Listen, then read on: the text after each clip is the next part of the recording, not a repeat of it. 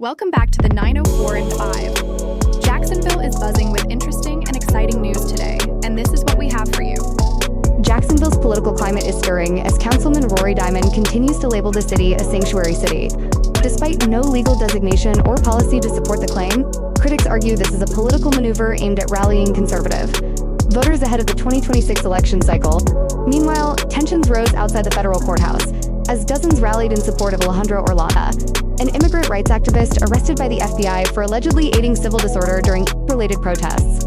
Protesters called the charges bogus and demanded the federal government stop targeting peaceful organizers. The case has drawn national attention, with solidarity demonstrations held in multiple cities.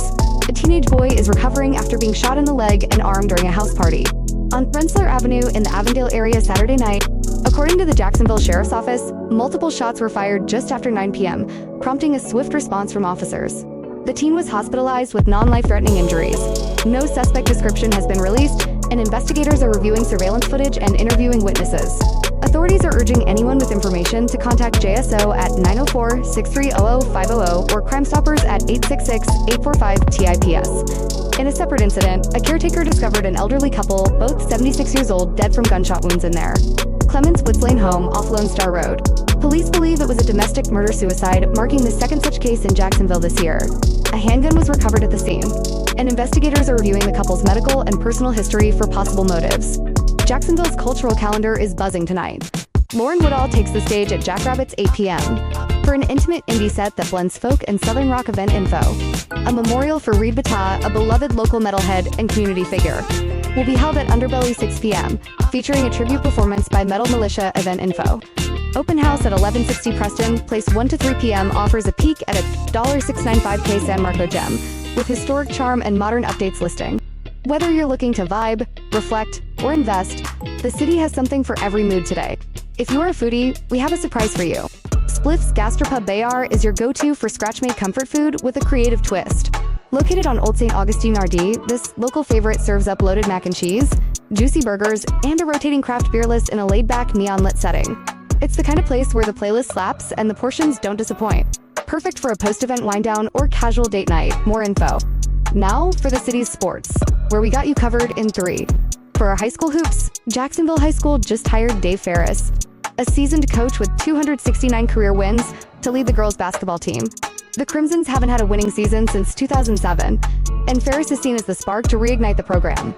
Rebound High School, home to Florida's most decorated girls' basketball program, welcomes Gail Wiley as its new head coach. Wiley, a former scoring phenom at Paxson, becomes only the 4th coach in 47 years for the 12-time state champs. How about them Gators? The Gators made a splash in the NBA draft, with 3 players selected the most since their 2007 championship run.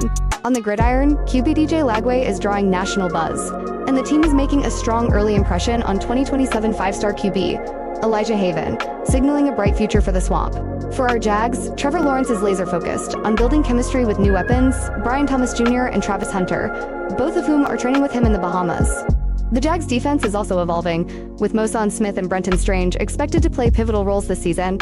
Meanwhile, former Jag Jalen Ramsey was just traded from the Dolphins to the Steelers in a blockbuster deal. Now for the news beyond jocks.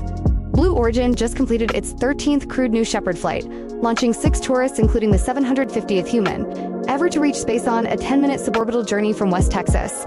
Among the passengers were a real estate mogul, an environmentalist, and 2 attorneys.